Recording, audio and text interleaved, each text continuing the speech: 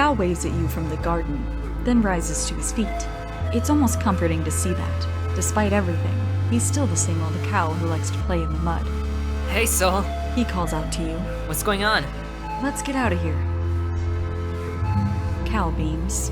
Yeah, of course. I can always make time for you. You grab a bite to eat. Cal stretches and rubs his stomach. I'm famished. He says, Let's go grab some chow, yeah? You and Cal trek over to the cafeteria, where Cal loads his tray with enough to feed at least 2 of him. I'm a growing boy.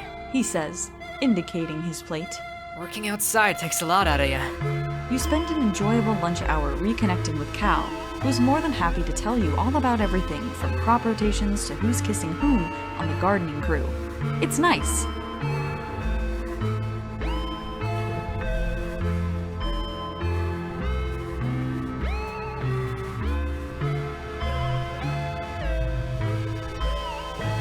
You run experiments that involve lighting things on fire to see what happens.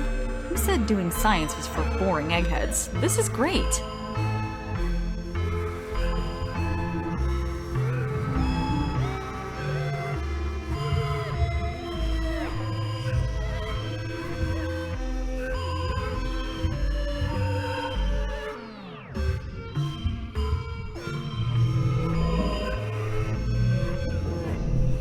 The investigation into the bombing during the Glow attack continues all month.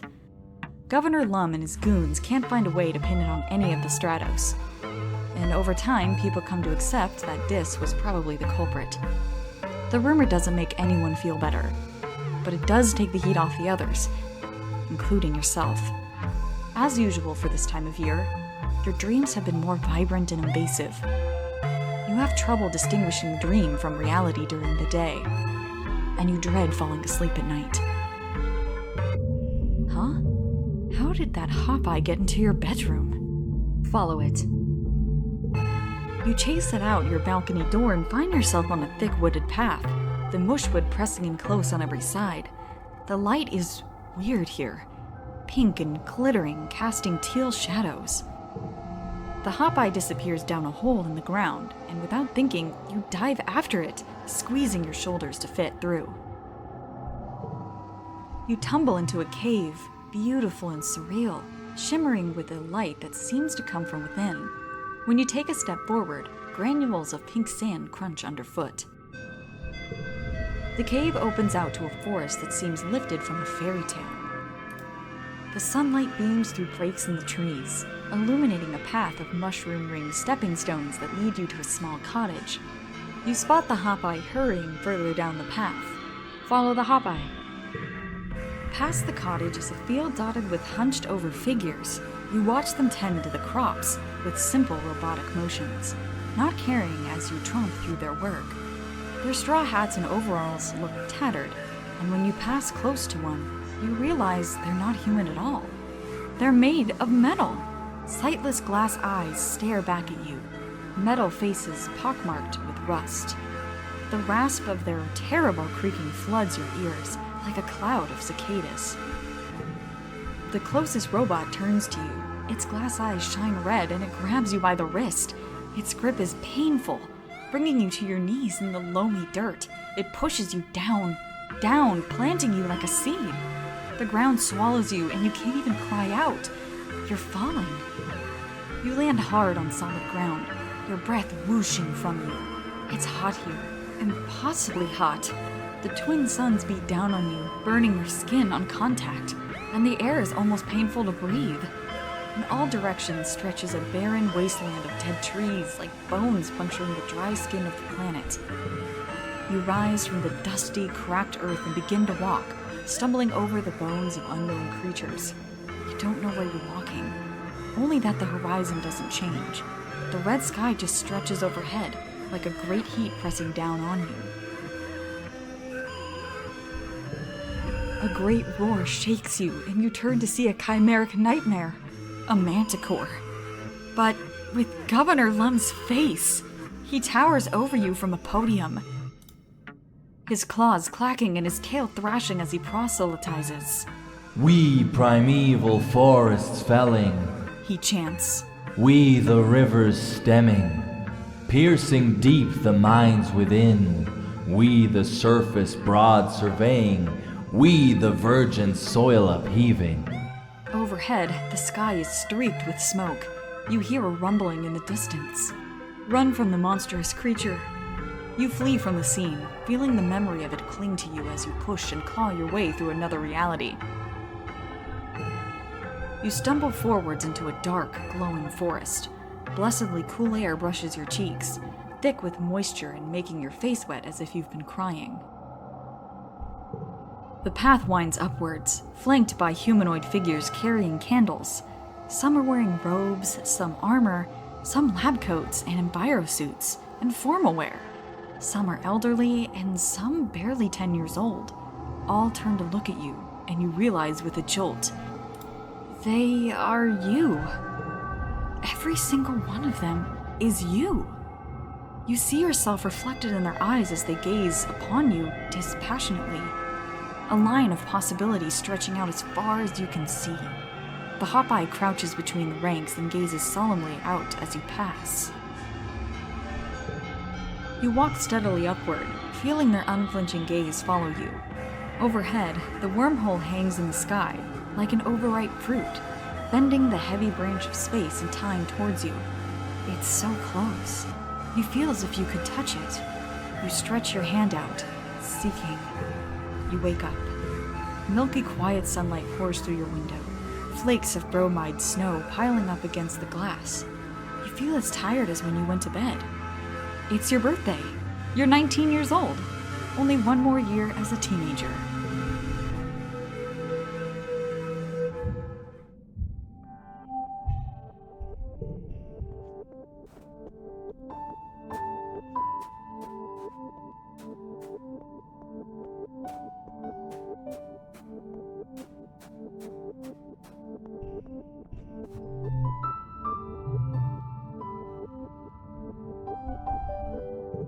Dr. Instance wakes you up one night with an urgent message on your holopalm. An unseasonal attack has left several security officers in terrible condition. They are all rushed in at once, just as you arrive, still rubbing sleep from your eyes. Instance takes the worst case and tells you to triage the other three. Vase has been shot in the shoulder. He's alert and helps bring in the others, then sways and collapses into a chair. Moni sits beside him. Her whole face is a mask of red from a cut on her scalp, and she looks stunned. Another lieutenant, Pelk, is unconscious, but nothing seems to be wrong with her from the outside. Vase tells you she's been hit by a charging Xeno. Who do you help first? Lieutenant Pelk. Pelk is clearly most in need of attention. Another soldier helps you lift her into a medbed, and you connect to it via your holopalm. The bed diagnoses her with internal bleeding. Whatever hit her crushed her liver and ruptured her spleen. The medbed is on the case. It flashes through its suggestions and outcomes, then finally a big green button. Start. You press it. The bed hums quietly, doing its work. Pelk will be grateful when she wakes up. Suddenly, Instance shouts for you to come help her. She's losing the fourth patient, a commander named Ri0, whose legs were sliced off mid-thigh by a manticore. They've lost too much blood, and the medbed's cellular regeneration field is too slow to deal with the cascading issues their body is having. You and the doctor are going to have to deal with this the old-fashioned way. Tourniquets, saline IV, and blood transfusions. The patient is going into hemorrhagic shock. You have to work fast. Save Ri0.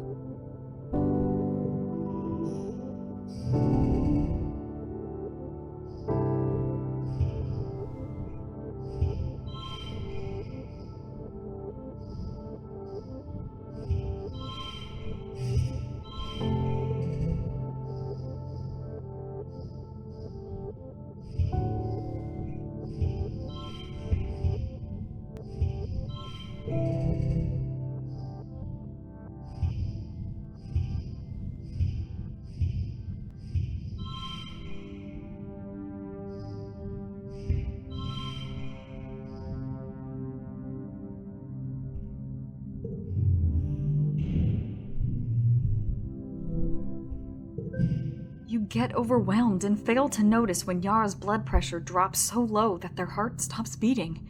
It doesn't take long. Only a few minutes, but by the time you realize, they've sustained too much brain damage. They die. Instance slumps into her chair and peels off her gloves to hold her face in her hands. After a few long minutes, she sighs. Don't take it personally, Soul. She says. You simply can't save everyone. It's not possible. I'm going to put in a request for your promotion. If we're going to have days like this, you deserve one.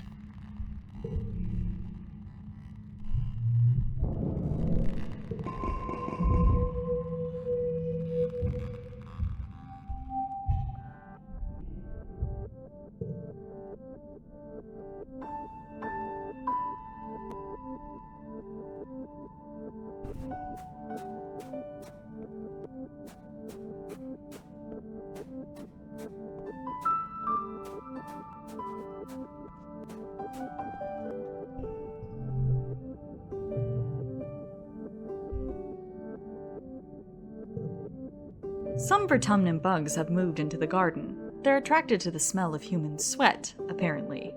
People were worried at first, thinking they were dangerous.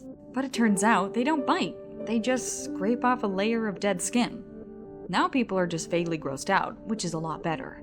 Sometimes you see Marz out here, reading a hollow magazine and letting the bugs crawl all over her feet. She says it's like a spa treatment.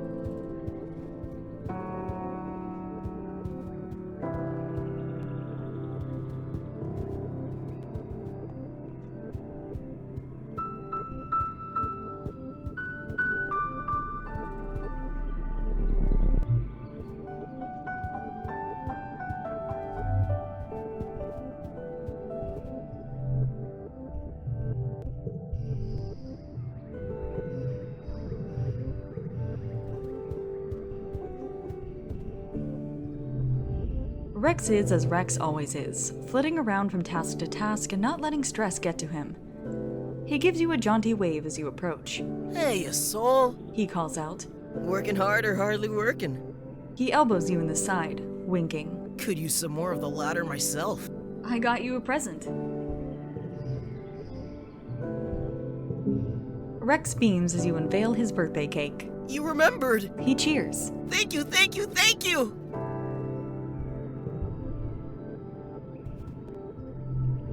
You follow the sounds of laughter and find Nomi-Nomi and Rex playing catch. Or maybe the word for the game they're playing is more like fetch. Nomi throws the ball as far as they can and Rex tears after it, climbing and leaping over anything in his way like it's not even there. Rex hands the ball back to Nomi and Nomi winds up to throw it again. But at the last second, they palm the ball and hide it under their arm. Rex barrels off away from Nomi with his ground-eating stride, and gets pretty far away before he stops and looks around. Confused, he looks back at Nomi, who waggles the ball at him and bursts out laughing. Nomi! He shouts, running back to them. He picks them up and hauls them over his shoulder, and Nomi shrieks with delight as Rex spins them around. Two Helio kids in their crisp uniforms pass by, glaring archly at Nomi and Rex. Rex sets Nomi down, and then spots you over Nomi's shoulder. Hey, it's Soul! He says, and Nomi turns around and gives you a stunningly bright smile. Rex slings his arm over Nomi, and Nomi lays their head on his shoulder. They're both breathless and beaming with happiness. What's the deal with your Helio friends? Rex and Nomi look at each other and stick out their tongues. They aren't our friends. Rex replies, shrugging. All they want to do is act like mindless little soldiers and measure each other's dicks. He rolls his eyes. There are so many more fun things to do with. Nomi thumps Rex in the chest. Don't be gross! They whine. Sorry, Nomi. Rex apologizes. I just mean, we don't need anyone else. Ever since we were kids, it's been me and Nomi-Nomi here. They're my best friend. I love them like they're my sibling. Nomi smiles shyly and hides their face. Rex is my best friend too. Aw, buddy. Rex coos and wraps his whole body around Nomi's smaller one. He kisses them noisily on the cheek, snuffling into their hair, while Nomi-Nomi shrieks with laughter again. We were always the odd ones out on the heliopause. Rex says. People thought we were weird, you know. You probably don't see it because everyone is so awesome here. But compared to the rest of those smug, boring jerks, we really stuck out. But I'd rather be different than be like them. He looks down at Nomi, who beams up at him. And I got to be different with my best friend, which was awesome.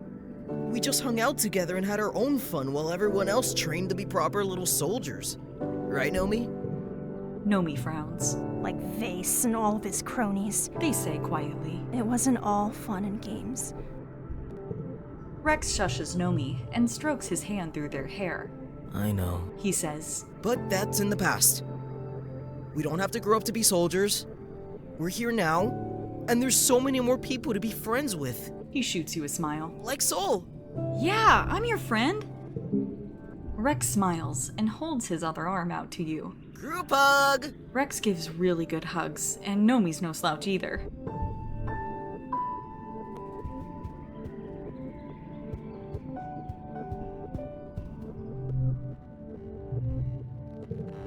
You're about to leave when Aunt Anne calls you over. She's covered from hips to shoulders in taro flour, mixing bread dough to proof overnight and bake tomorrow morning before the breakfast service.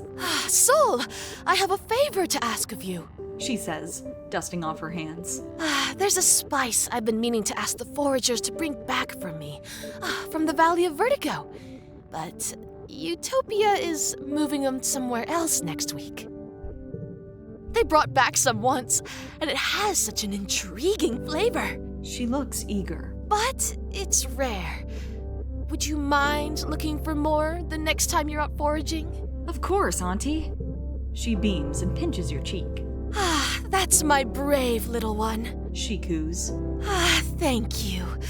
From what I hear, if you look for a large flower with yellow petals, the spice comes from the reddish-purple stamens inside. You know what a stamen is, right? The long, thin part? You take a note of it in your hollow palm.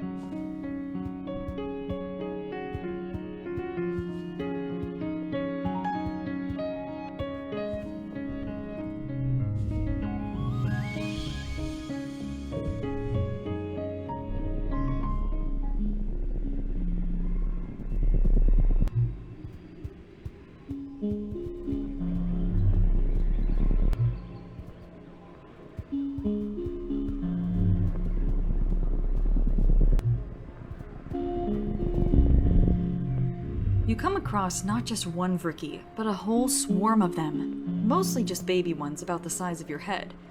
They are all amassed around a massive tree, scurrying up and down the trunk. When you can see the tree itself under the swarm, you notice it's the same pale pink as the baby Vriki. Its tentacle-like roots meander a fairly large distance before plunging into the ground.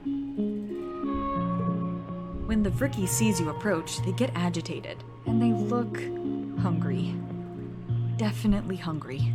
Like dozens of hungry, grapefruit-sized, furry pink spiders. The stuff of nightmares. Maybe they aren't so bad. You walk up to the tree and put your hand on it.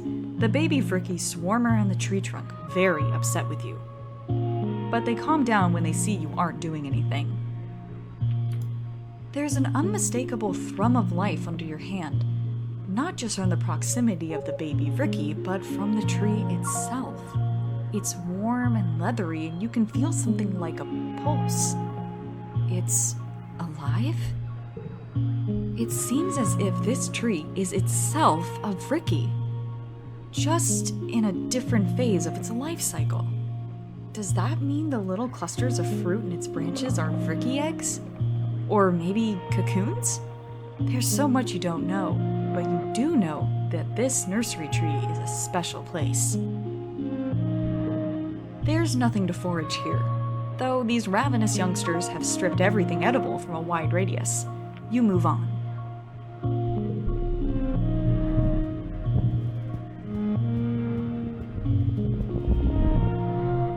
You hear a rustle in the bushes and catch a glimpse of a shadowy figure. Could it be a person? Whatever it is, you quickly lose sight of it in the jungle. Follow it. The wilderness is thick here, as is the fog that comes in waves. You'll need to rely on your tracking skills to go further. Track it.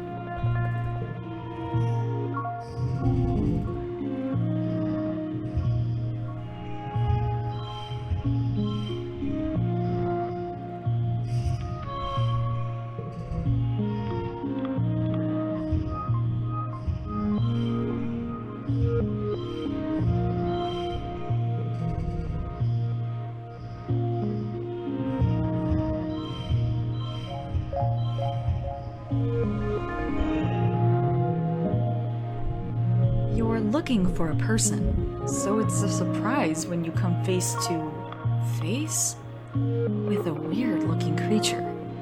It kind of looks like a person, a bit, more like a tree, really. Some relative of the bush bub, maybe? But more tentacles and slime. Like a tree oozing with goopy sap, with 2 legs. Yuck. It makes a sort of noise at you as you back away.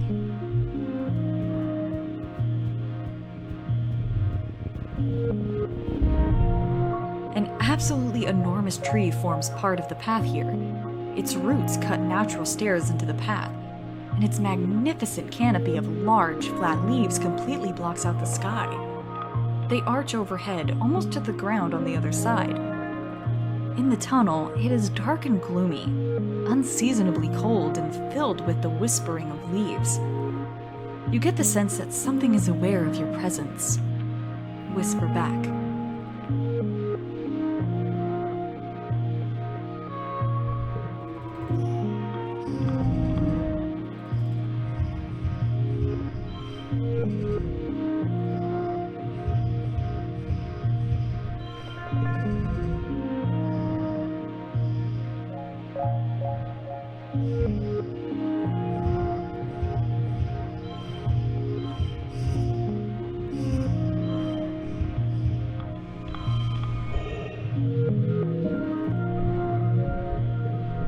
A nearby leaf uncurls and offers you 2 large, hard nuts.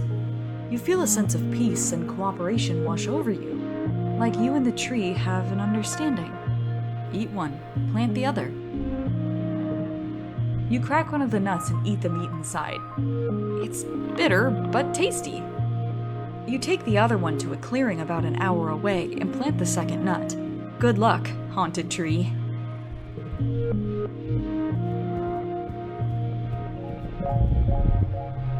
You come across a veritable feast of berry bushes. Delicate, fluffy-leaved bushes with long blueberries. They look delicious. Research them first.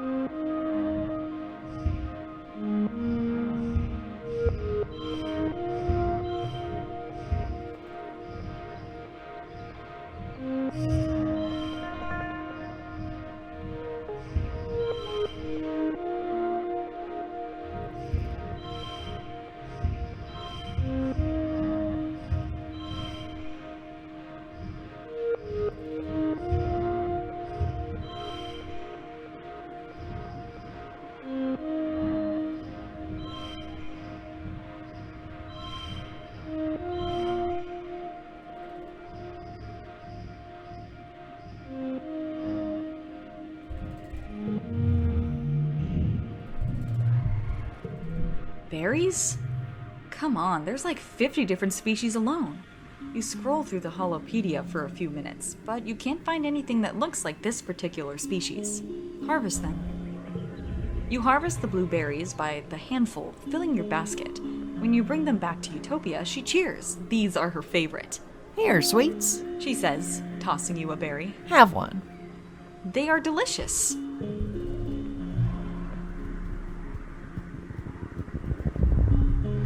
You're trekking through the Valley of Vertigo when you come across a large yellow flower. Each petal is at least the size of a dinner plate, all delicately curled around a central pit. When you look inside the flower, you see that the petals cradle a shallow well of pale red liquid. It smells horrible, like rotting vegetables. You're about to leave it alone when you notice that the stamens of the flower are a deep purple red. Wait, isn't this what Aunt Anne asked you to find? You hold your nose with one hand and grab a hold of a fistful of stamens with the other. With a wrenching tug, you've separated the stamens from the flower. Ugh! It smells even worse now! Your eyes are watering. You retreat from the vile flower before it can deal any more damage to your senses.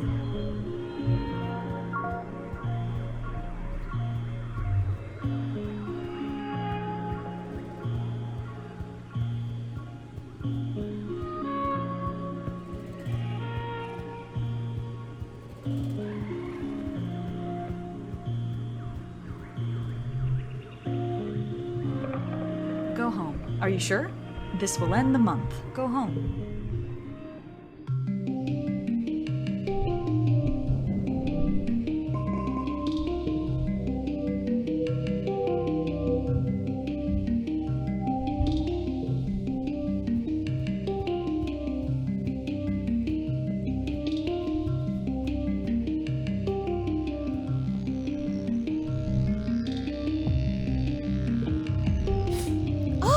What's that I smell?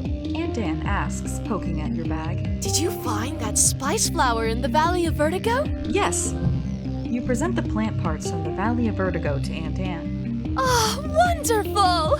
She exclaims, clapping her hands. She takes the bundle of stamens from you and breathes in deeply. Their smell has mellowed out in the time they've been in your backpack. Or maybe it was just that super gross flower stinking up everything within the vicinity. There used to be a spice on Earth called saffron, Anne says, dreamily. It was very rare and took a lot of effort to gather it. This is as close as I think we're going to get on Vertumna. I'm very happy to have it. Thank you.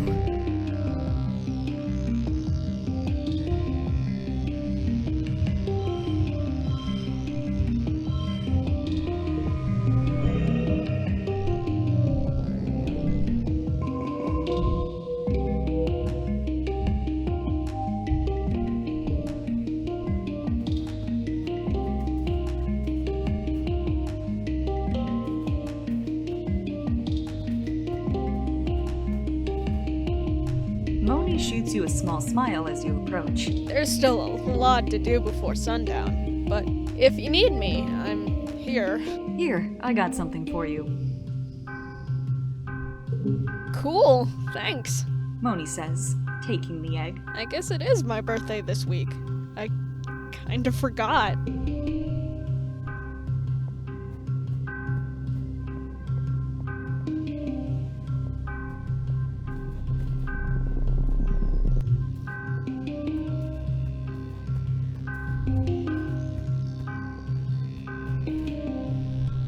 You find Rex sitting in the bowl of one of the unfinished buildings, taking a hit off a rolled cigarette that smells powerfully skunky. He jumps a little when he sees you, before relaxing. Oh, it's only you, Soul. He says, waving at the cloud of fumes and giving you a squinty-eyed smile. Don't mind me. I'm just testing some of the latest crops for quality assurance. Hugs incoming! Rex throws his arms wide. Coach, I'm open. He laughs, catching you as you throw yourself into his arms. He spins you around and growls into your neck, squeezing you tightly. It's a good hug, the kind that makes you instantly just a little more relaxed.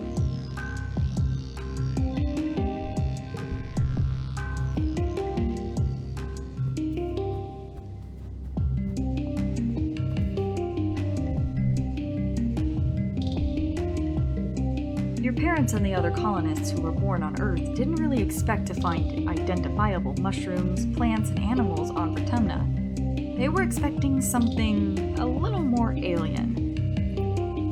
Crystal or light-based organisms.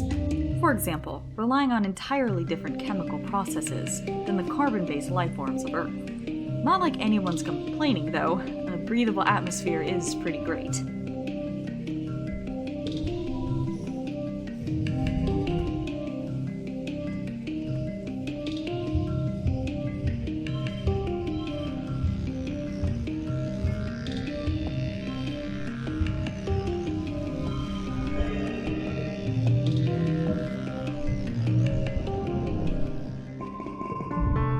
Governor Lum enters the colony square to his customary bombastic fanfare.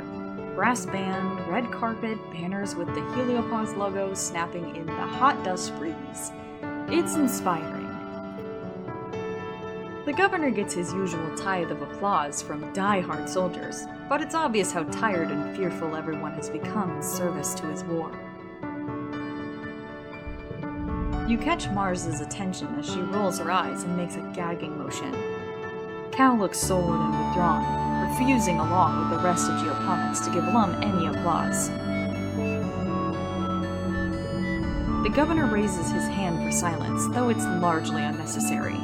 Pioneers of Vertumna, He begins. we stand here today, not shivering and quaking in fear, but with our hands around the neck He makes a ringing gesture. of the planet herself.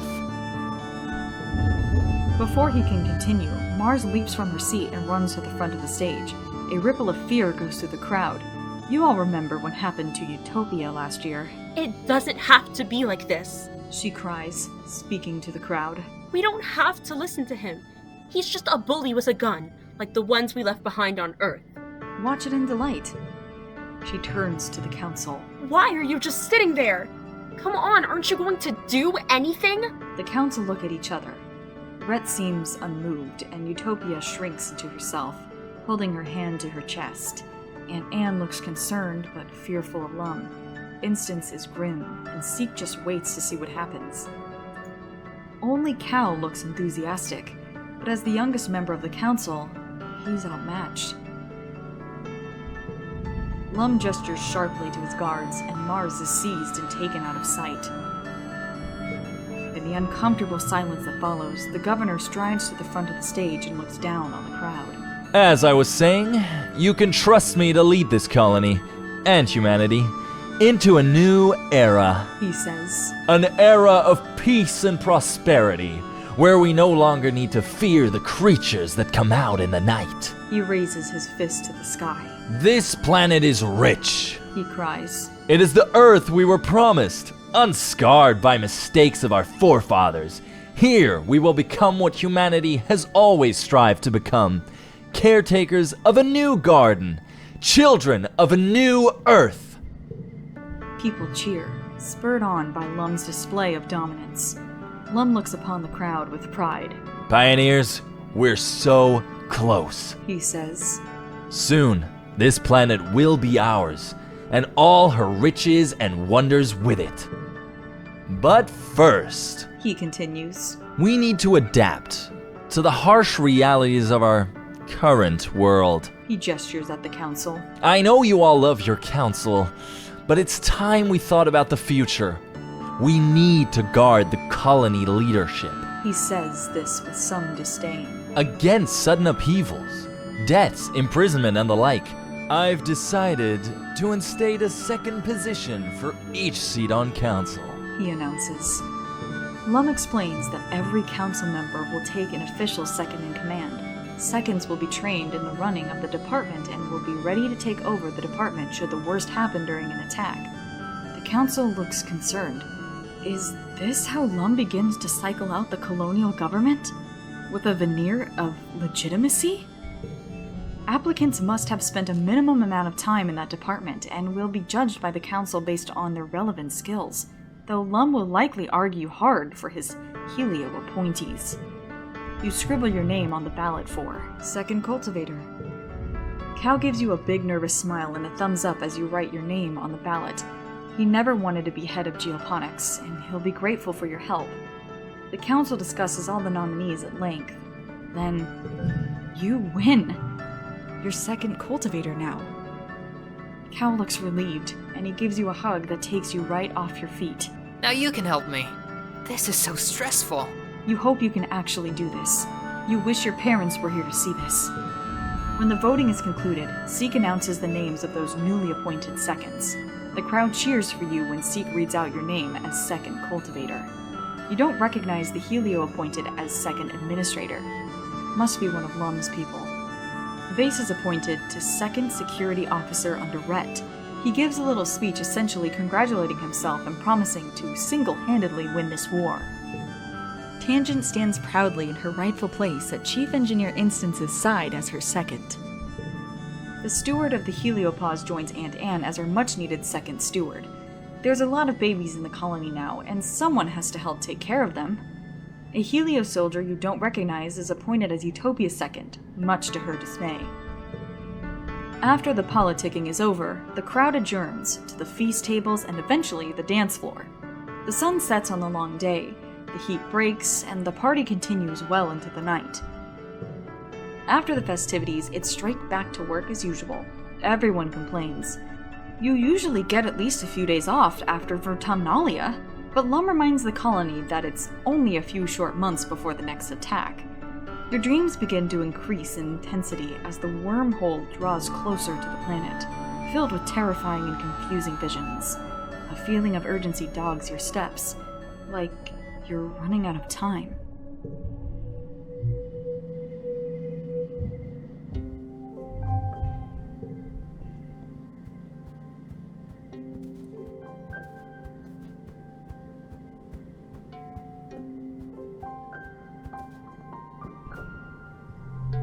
Nomi is perched up on a fence, swinging their legs as they watch colony life go by.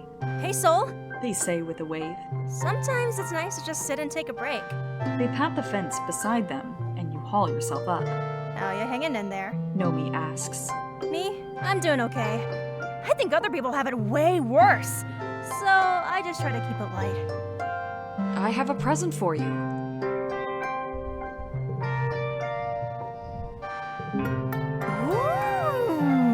Nomi exclaims, making grabby hands at the pretty crystal. Happy birthday to me! I can't believe you remembered! Thank you! Nomi is in their usual spot in the lounge, surrounded by their steadily growing collection of body pillows and stuffed animals.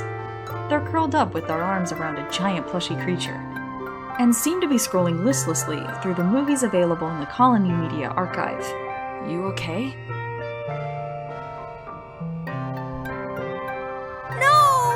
Nomi pouts. I've been betrayed! I finished all of Nate Stalker Ares, and it ended on a cliffhanger! They tip over onto their side, clutching their plushie to their chest in anguish. I didn't know that the stratosphere had left Earth before the series finished airing! Nomi whines. You have every episode except for the two-parter season finale! They bury their face against the plushie. I'll never know how it is! They sniffle. It's not fair that we'll never have any new shows to watch. This isn't about the show, is it? Nomi wipes their eyes and heaves a big sigh. Yeah. They say, not meeting your eye. I guess that's kinda true. It just reminds me that, They pick out a thread of their plushie. You know. They continue quietly. That, everything ends, and sometimes it's a lot sooner than you expected. When I got here, I remember looking at your huge media library and thinking, wow, galactic! I'm never gonna run out of things to watch! It felt like the whole world was still ahead of me, ready to be discovered.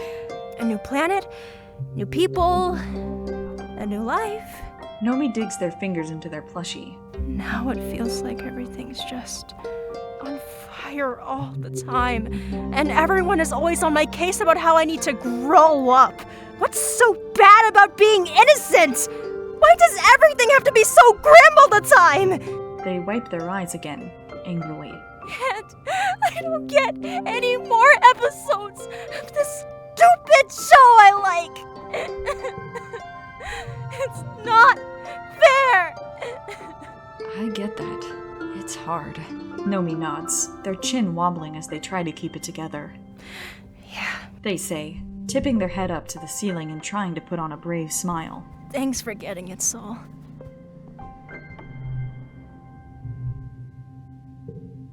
You nestle in the cushions, close your eyes, and listen to music. You have an archive of over 100 years of music to choose from. But still, you wonder what new songs they're writing these days, 10 million light years away on Earth. The only new music you've heard is when the adults have come up with a new space shanty. It's nice, good music for harmonizing with your friends as you work, but it's not really something you want in your ears all the time.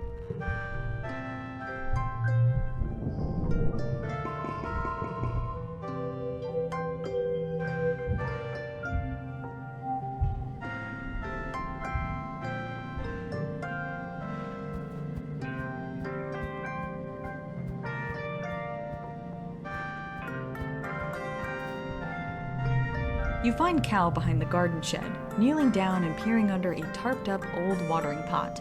He shushes you and gestures for you to come look under the tarp. There in the dusty gloom, 6 four-eyed hop kittens blink up at you, eerily out of sync. I haven't seen their mom in a while. Cal says. I don't want to touch them, in case she's still around and she smells me on them, but... He sighs. One of those damn jar hats probably got her. I found something you might like.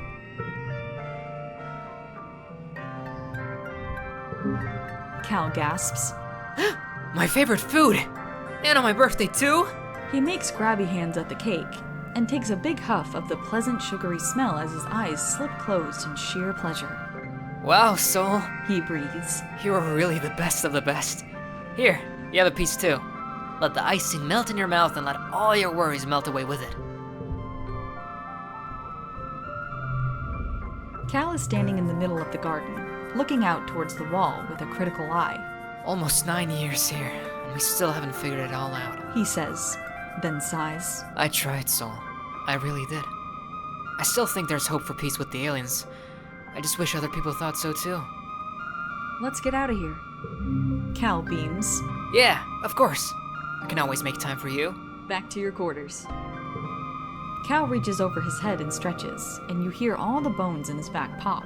Whew, he says, slumping inward like his strings have been cut. I'm beat up. How about you? What if we go back to yours and trade back reps? I'll even do you first. You and Cal adjourn to your quarters where, true to his word, Cal gives you a truly thorough massage before he even makes a move to take off his own shirt. Good? He murmurs, kissing your shoulder blade. It is good. Cal's hands are strong and calloused in just the right ways. You flop over and show off your noodle arms, and Cal laughs. I can wait, he says, wrapping his own arms around you and kissing you, as slow and indulgent as his hands were.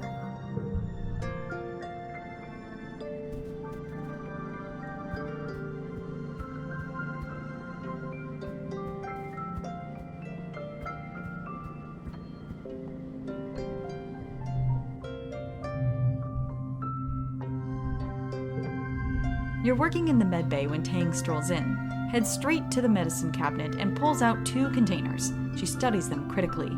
Hey Sol, she says. What's better for focus, Study Buddy or zinphetamine? Both of the things she's named are pretty strong stimulants. Not the kind of thing you're supposed to dispense freely. She's been busy with instants in the lab lately. Maybe she's doing extra schoolwork or something? Why do you need them? I need them to study, Tangent says, defensively. Not that it's any of your business. You thought she didn't even need to sleep. Why does she need these? Tangent frowns. To concentrate, okay? I'm pulling all-nighters now, and lab tea makes me jittery after the 4th cup. So you going to let me have them, or not? Yes. Thanks. Tangent snaps, picking one of the bottles at random. Jeez, why do I have to get treated like a criminal just to live my life? She walks out of the room as you're still explaining the dosage amounts. She seemed unstable. You wonder when she slept last.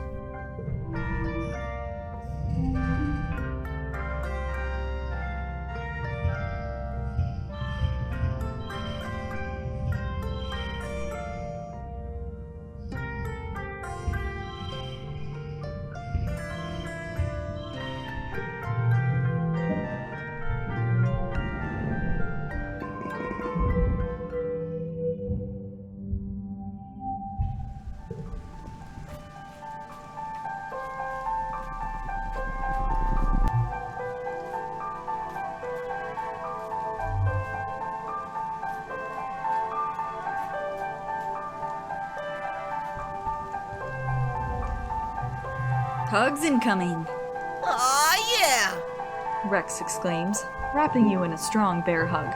He even lifts you off the ground a little. It's a good hug, the kind that makes you instantly just a little more relaxed.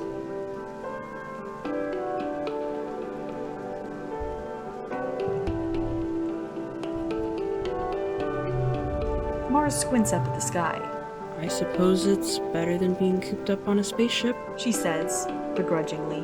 It's hot and dirty, and it smells bad, and there's nothing to do.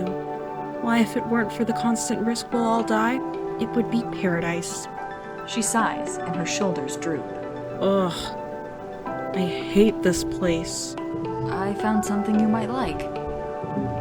Well, I've had better birthday gifts. Marz sighs, rubbing one of the petals. But this will look nice in my hair, I think. Thank you. Marz is working in the depot today. You find her sitting on a pile of boxes, drumming her feet against them as she flips dismissively through a magazine on her hollow palm. Every so often, she snorts at something she's read and rolls her eyes. Oh, hey Soul. She says as you approach. Would you rather have really bad body odor for a whole day, or have to spend the whole day naked? I'd be fine being naked. Me too! Marz says. I mean, if anyone can still be fabulous with no clothes on, it's probably you and me. I'm reading some of the teen magazines from old Earth. Marz says. You know, like fashion and makeup and dating and stuff. She turns to a new page and reads out loud. Don't be afraid to use green concealer. You may look like the Wicked Witch at first, but don't click your heels and go home. Stick with it and you'll be on that yellow brick road to clear, beautiful skin. Marz laughs incredulously. What does that even mean? Papa taught me to put on makeup because I wanted to be pretty, like him.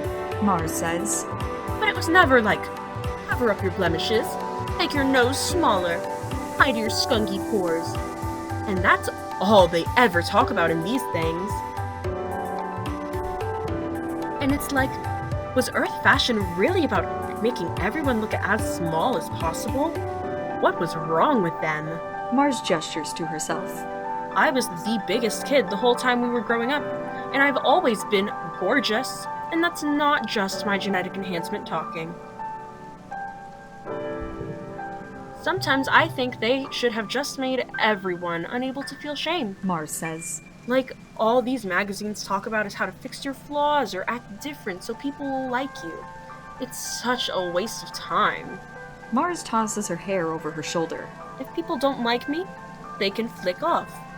I literally don't care what they think. Marz pats the box next to her, and you climb up and sit by her side. The dating advice in these things is pretty good, though, she says, flipping through a few pages. Like, my dad's taught me about reproduction and stuff, but they got so squicked out when I asked how you actually get someone to have sex with you. She rolls her eyes. Teenagers on Earth were apparently very worried about getting boys to like them. Marz says. Like, look at this quiz. 10 ways to tell if he's super into you. Marz smirks and angles her holoscreen away from you. Ooh, let's see how into me you are, Soul. First question. Do you have any cute nicknames for me? No. That's fair. Marz says. I don't have any for you. Second question. Do you get nervous around me? Never. Not even a little bit? Marz says, acting like she's affronted. Last question. Do you go out of your way to see me? A little bit. Aw, Soul. Marz beams. I am happy whenever you come talk with me. Us sophisticated folks gotta stick together. Marz makes a frustrated noise and dismisses her holoscreen. Ugh, this is so wimpy, she groans. What was wrong with Earth teens? If you want to know if someone likes you, just ask them. It's easy if you're not a coward. Marz turns to you and leans in, bracketing your legs with her arms. You can smell her body lotion, light and floral, and feel the heat of her chest against your arm. She pouts and looks at you through her lashes. What about it, Soul? Do you like me? I like Cal more. Marz tilts her head. Oh, is that right? Well, I'm not a jealous person. I don't mind sharing.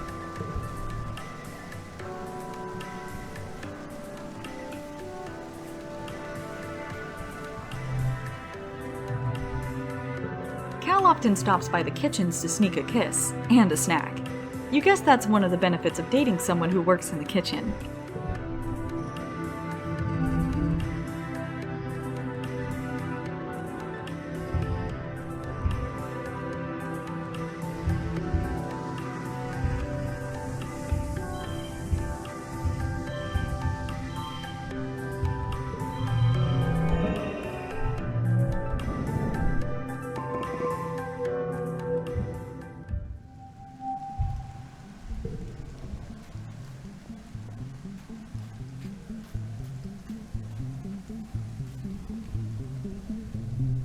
Vase is about 2 clicks removed from flat out ignoring you. Go bother Rex if you like him so much. He snaps. Just don't believe anything he says about me.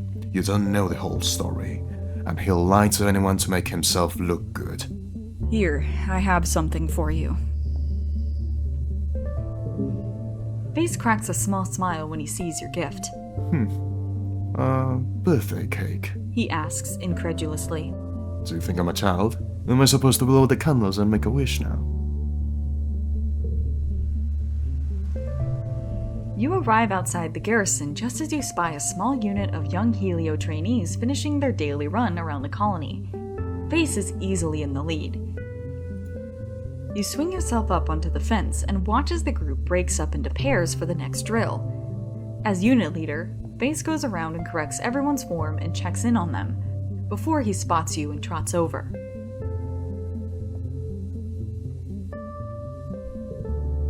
What's up, colony kid? He says, wiping his forehead. His training shirt clings to his chest, damp with sweat and showing off his muscles. Missed you out there today. You should come for a run sometime. Sure, I might join you. Vase tilts his head towards you, taking in your physique. I think you could keep up, he says. We run every day at first sunrise. I've been trying to get the other colony kids out here. Vase continues. Under Helio, we were raised to believe that physical exertion does more than build muscles. It helps you think more clearly and boosts your immune system too. He clenches his fist. Not only that, but it strengthens the bond between brothers. It turns men into heroes. Vase looks like a hero, you think. Even just standing there, he has the same kind of presence as action heroes in the old bids from Earth. He's so confidently in his element that everything he does looks effortless. You can't imagine him skinning his knee, or having his voice crack, or tripping over his feet. All 3 of which have happened to you this week. We were fine before you got here.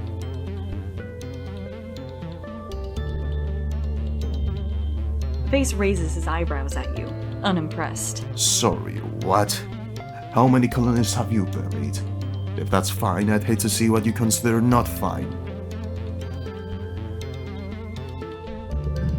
Vase picks up his water bottle and takes a big swig, rinsing out his mouth before spitting into the dirt. Not everyone is cut out to be a soldier, he says. I mean, where would we be without people like Tang, giving us the intel we need?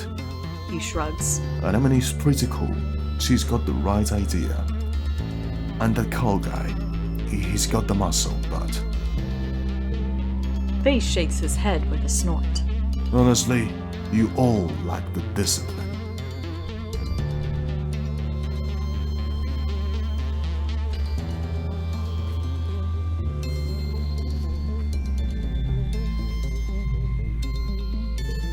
You've begun to earn Instance's grudging respect, at least so far as the medbay goes.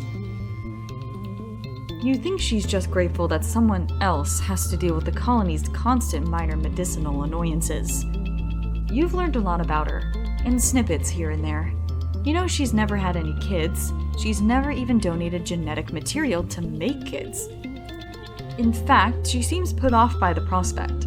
She has Tangent, after all, and she says that mentoring her is far more rewarding than raising children of her own. She's in a rare mood today and seems willing to talk about what things were like on Earth. Listen. We were considered terrorists, you know, she says. That's what they called everyone who threatened their... She makes a face of disgust. religious apocalypse. She pauses and looks into the middle distance. All the bombings didn't help, I'm sure. I was considered a criminal on a few counts by the time I left Earth. She continues.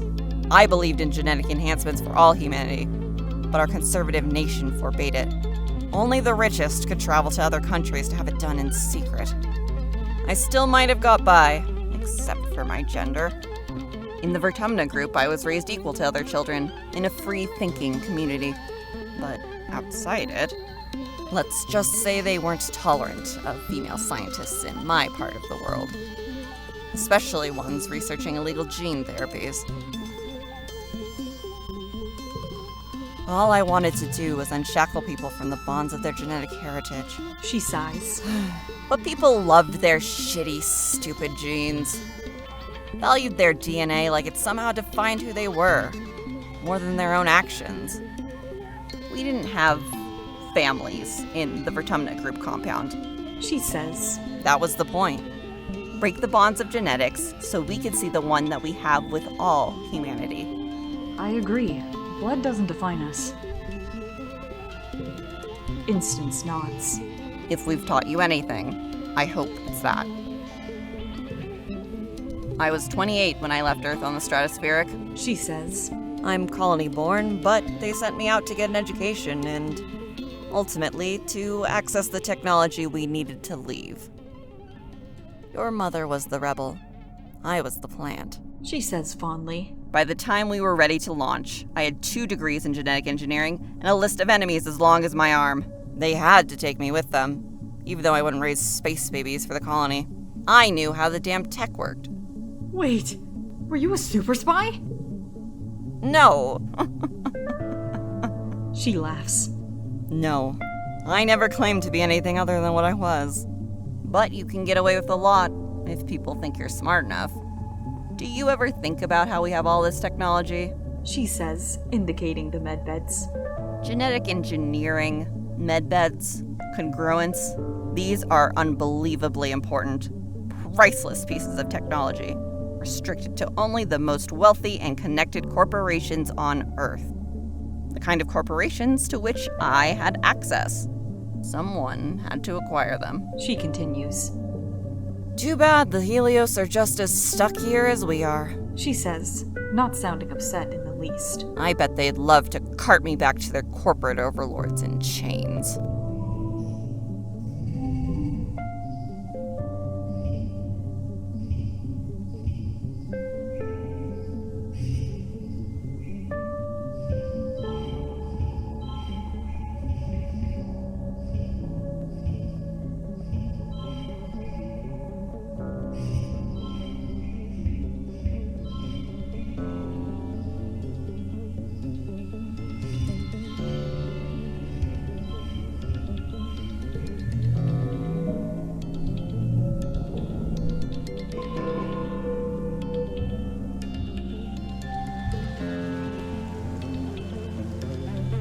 You bump into Tangent after a routine checkup in medbay. Sol, could you wait a moment? I'm almost done. Let's walk out together. Dr. Instance gives you a curious look as Tang hurries to catch up to you, but goes back to her work. You wonder if Tang needs something from you, or just wants to hang out. Lately, it seems like she has less time for her friends, preferring to work late at the lab. Maybe she's lonely. Nice weather we're having, Tang says as you walk outside. You look around. It seems pretty normal for the season. She clears her throat. It's so different here than it was in space. She says. Growing up in a spaceship was so clean and tidy. Here I'm constantly sweeping pollen or dust or spores or what have you off of everything. There was a mushroom growing in the corner of the bathroom the other day. I kind of like it, honestly. Ugh. Tang says, wrinkling her nose. You can have it. You wait for a few more minutes.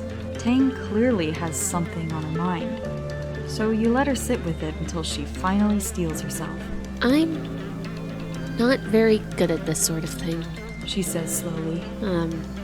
So you know I've been working on a big project with the chief engineer? Yeah. You nod, and she continues. Well, it's been going really well.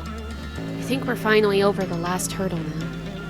Governor Lum says it's going to change everything, curing the colony for the better. Tang seems more at ease than you've ever seen her in years. Truly, I couldn't have done it without you. Tang says, a slight smile warming her usually expressionless face. I know I can be a hard person to be around, but I appreciate everything you've done for me. And ultimately, for the colony and all of humanity. What's really going on with you? Tang shrugs. It's nothing, she says. I just think it's nice to take a moment to recognize when someone has helped you. I'm trying to do it more. If the last decade has taught me anything, it's that you don't want to wait until it's too late. She smiles, cryptically. Happy to help a friend. Tang nods and shoves her hands in the pockets of her lab coat, apparently having exhausted her capacity for heartfelt conversation. Tang is hard at work in the lab, as usual. You honestly can't remember a time you've seen her anywhere else. When you ask her if she's doing okay, she only blinks at you like a woman coming up from a years-long sleep, unsure of where she is. Of course I'm doing well, she says, rubbing her eyes. I am laying the first stones of humanity's legacy on Vertumna. How I feel is inconsequential. Here, I have something for you. It seems you've remembered my birthday. How thoughtful of you. Tang says, accepting the flower with a dubious look. I'll set this flower aside to analyze later. I am interested in the properties of all Vertumnan flora. I hope you find it useful. She turns to walk away, then remembers herself. Thank you. She adds, almost as an afterthought.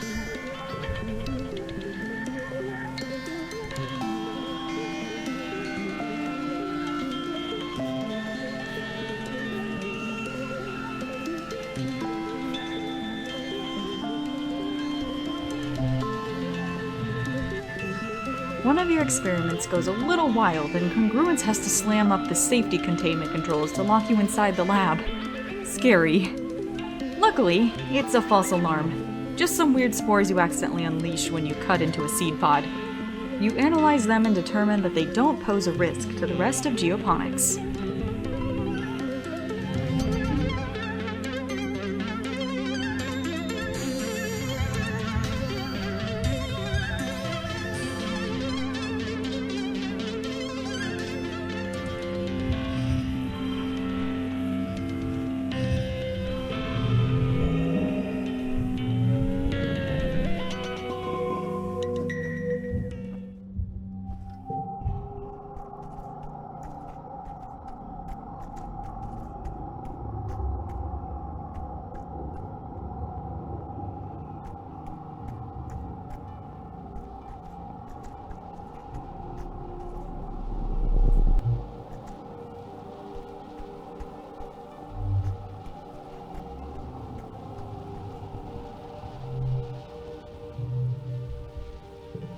The world outside the lounge is dark and eerie, lit mainly by bioluminescent plants and the wormhole that sits low and fat in the sky like an omen. The whole planet feels haunted. You stay indoors where everything seems a little more lively. You don't want to get caught outside.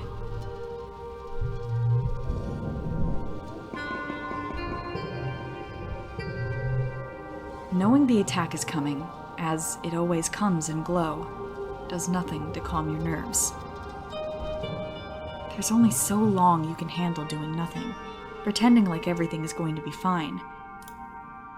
As the month draws longer, you find yourself almost compulsively walking the walls, scanning the tree line for the first sign of trouble.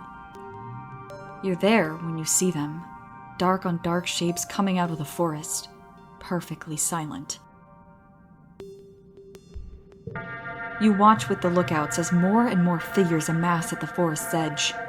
Minutes pass as the horde pushes into the firebreak, numbering at least, it must be in the thousands. More animals than you've ever seen in one place. The ground is choked with a teeming carpet of smaller creatures, darting in and among the legs of... No. Oh no. The forest bends as a faceless emerges from its depths, followed by two more. The mood on the walls is discouraged. One Faceless destroyed your colony. 2 Faceless required an irresponsible number of explosives to take down. How are you supposed to be able to handle 3? Flee! You duck your head and rush toward the safety of the quarters. As you run, you notice the colony defenses are mediocre. As you run, you notice that the colony seems to be holding its own.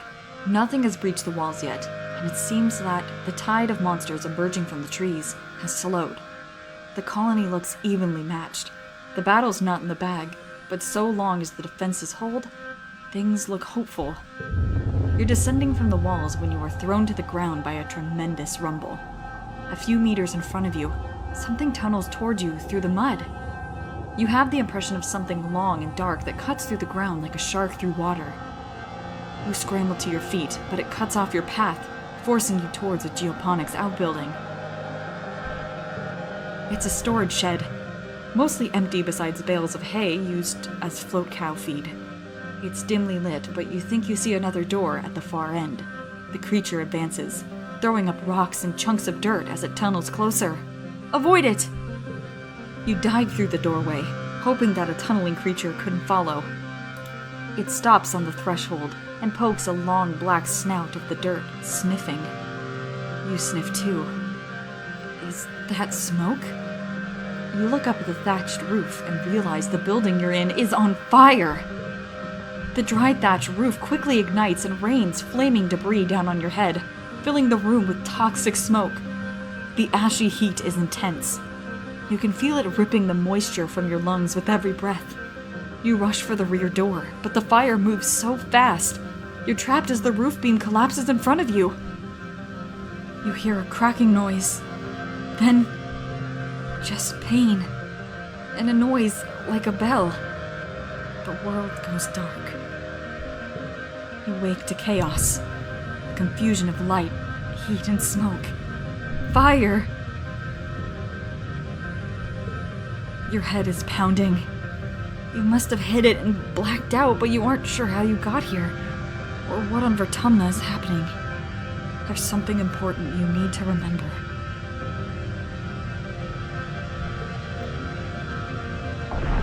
Your stomach lurches as the floor crumbles beneath your feet, then collapses. Your body aches and your eyes burn from the smoke. A figure appears through the flames. It's your friend. Your friend? Wait, why can't you remember her name? She's gesturing and shouting at you, but all you hear is a ringing in your ears. What's going on? You try to speak, but the words come out jumbled. Your throat seizes around a lungful of choking smoke, and you feel dizzy and confused. Your friend pulls you out of the rubble. She throws your arm over her shoulder and half drags you towards the door. Through it, you see a deep, eerie twilight, dark blue and cold against the heat of the fire around you. Glow season. Glowing eyes. You shake your head to clear your vision. Is that some kind of dog? Like from Earth? Wait, hold on. You remember this from another life. Not a dog. A monster. It's about to end your life and probably Moni's too. She tightens her grip on you. You prepared for this earlier. You've remembered this day for many years. The choking heat of the fire, this dog creature's dead yellow eyes haunting your dreams. You've prepared for it. Specifically, you've installed an arm freeze trap right where you knew the animal would be standing when it transformed into a towering horror. As it does, you triggered the detonator. The trap sucks inward, drawing all the heat from its surroundings. The monster's feet are frozen to the floor as it instantly crystallizes, becoming an ice statue. Moni doesn't stop to wonder how this happened. She gives the statue a solid kick and it shatters into a million fragments. You emerge from the inferno of the shed, burned and confused, but alive. Anemone smiles. It's good to be alive. You have your wounds tended in the med bay. Other soldiers there are in much worse shape. But at least the battle is over. It was long and bitter, resulting yet again in the destruction of most of the sawmills and arable land. The defenders managed to repel the Xenos before damage could be done to the inner colony, or maybe the monsters lost interest before finishing the job. It's as if the planet wants you to suffer, but doesn't actually intend to finish you off. Yet, anyway. But for now, you're just happy you've survived to live another day. And that day is your birthday. By the time you've recovered, the suns have returned. It's your 20th birthday. You're a fully fledged adult now, though in many ways, you already were, and have been for a long time. You and your friends step out to greet the new day, and start the rest of your life on Vertumna. The end. You've reached your 20th birthday.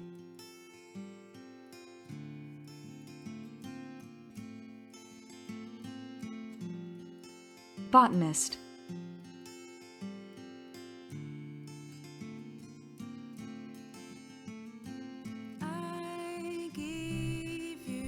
There's no end of species to discover on Vertumna. In your lifetime, you discover over 13,000 different species of flora and fauna, and some that transcended that distinction too. You name them after your friends. One of the benefits of the naming convention the Vertumna group chose for you children is that it's pretty easy to turn them into formal, scientific-sounding names. Future generations will remember the first Vertumnan colonists, your names immortalized as flowers, birds, and yes, the occasional worm or two.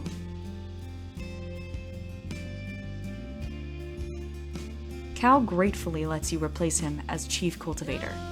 He's much more comfortable just being a farmer, claiming he's just not cut out for leadership. Governance isn't your passion either. In your later years, you can still be found shirking your duties to go tromping about in the fields in search of some new variation of fungus. But what about... Your boyfriend Cal grew up, but he never lost his boyish charm. Cal's as happy as a sugar bug when he's working on the farm. He never wants to be promoted or take on more responsibility or worries. A simple life suits Cal, and you come to rely on his easygoing nature and his dedication to the work. Even though he's not your second in command, he's still one of your best workers and best friends. Not every relationship that begins in your teenage years is fit to last, but with Cal, it just works. Cal is a natural father. Together you have a tidy little sum of children, and that's the only tidy thing about them. Your children grow up digging in the dirt, eating bugs, nearly getting mauled by farm equipment, and having a great time being kids.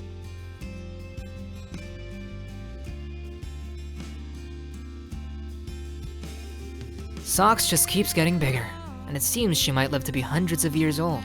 She protects the colony and remains loyal to Cal, even as the attacks continue. Cal himself never gives up on trying to convince people to live in harmony with Vertumna. Though his family is his source of strength, he struggles with the violence that's necessary for the colony to survive here. In his 50s, he's killed while defending geoponics during an attack. You grieve him deeply for many years. But what about...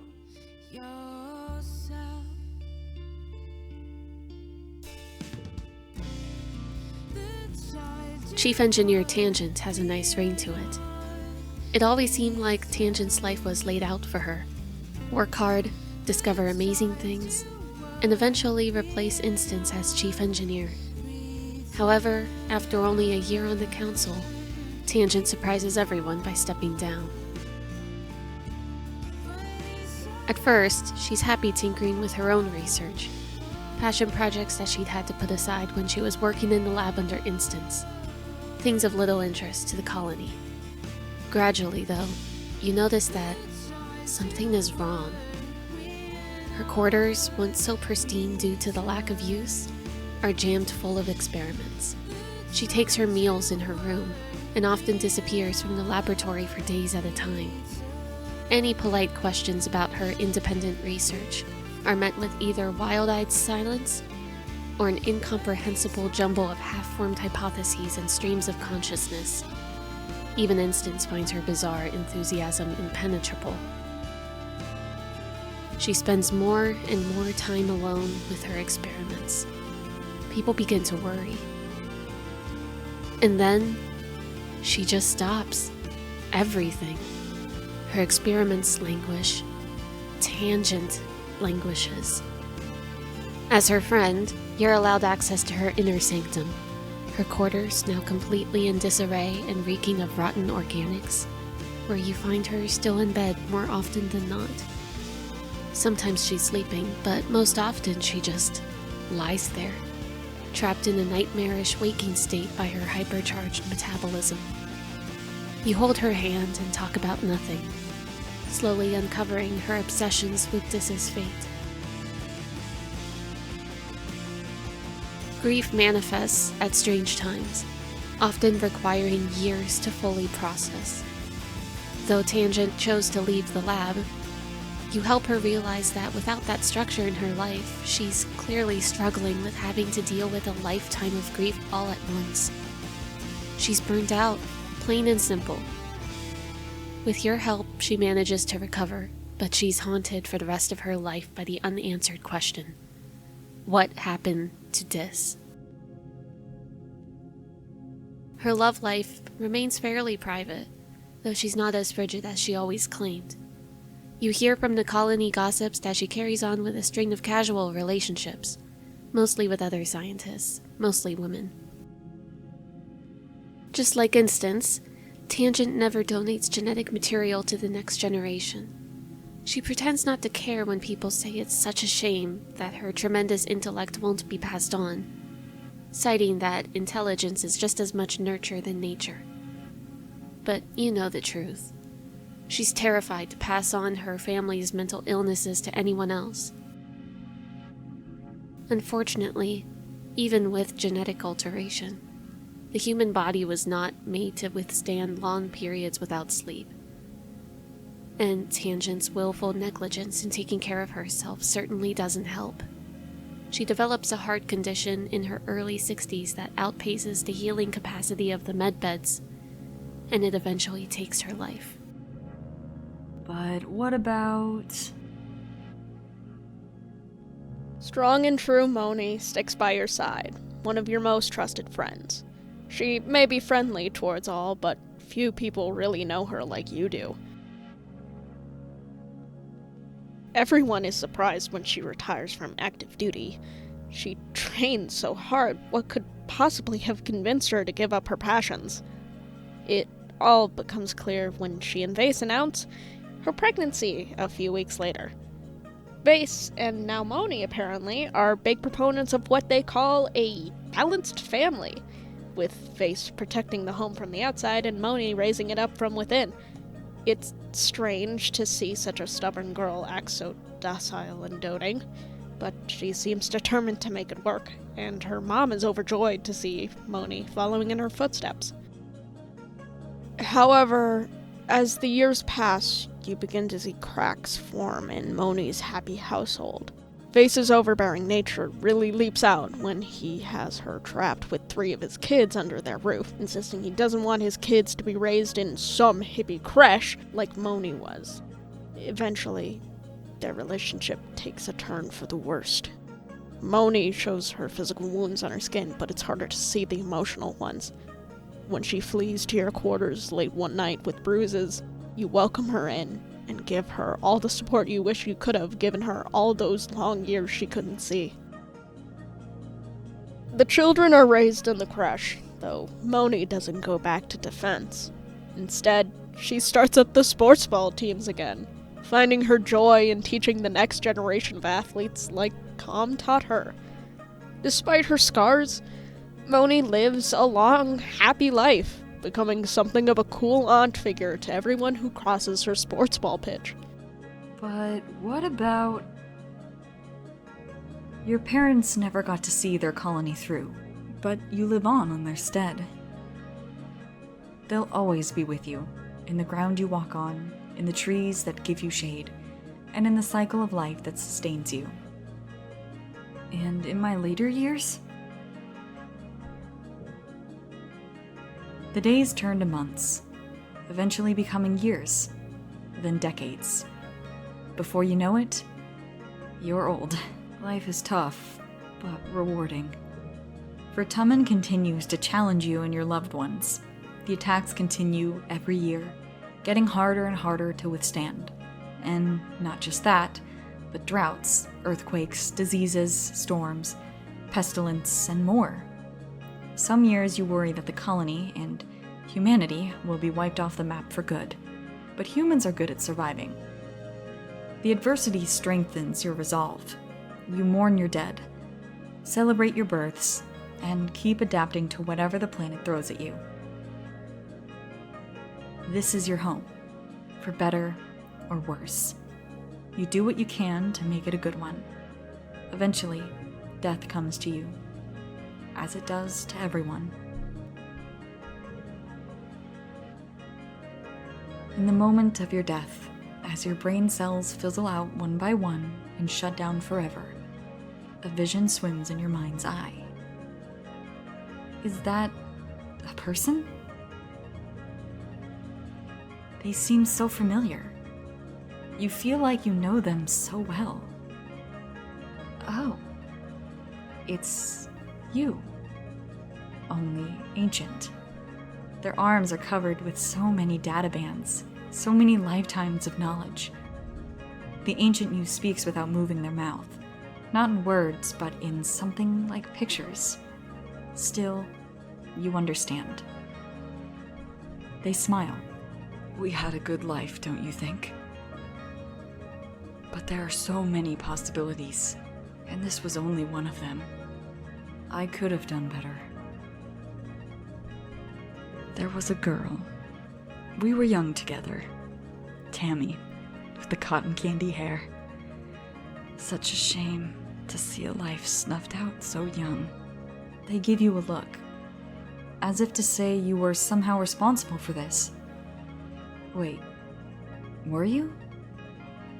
Could you have saved her? We have a chance to take another path, to change the way our life turned out. They reach out a hand. Come with me. Go with them.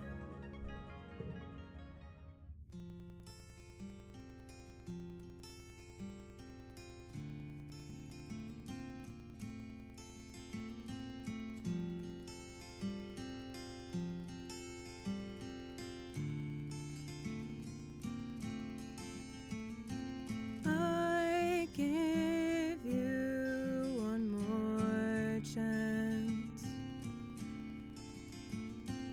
but I won't forget. Pink stars are falling in lines, and you're falling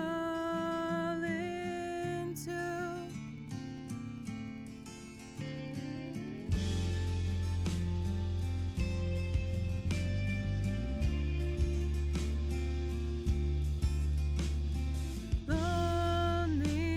Loneliness was painful, and your empty life didn't like you. But one day you'll see the light. The child you were will not return. The child you were will not return. You fought for this alone.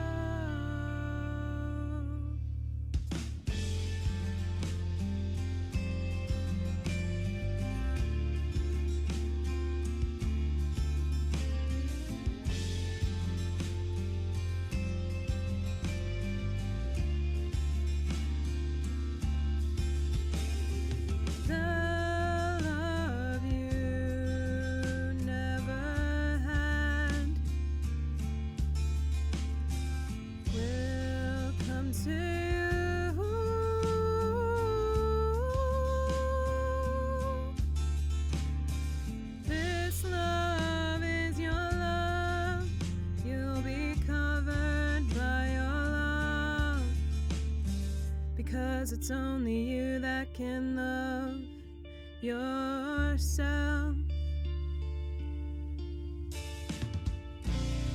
The child you were will not return. The child you were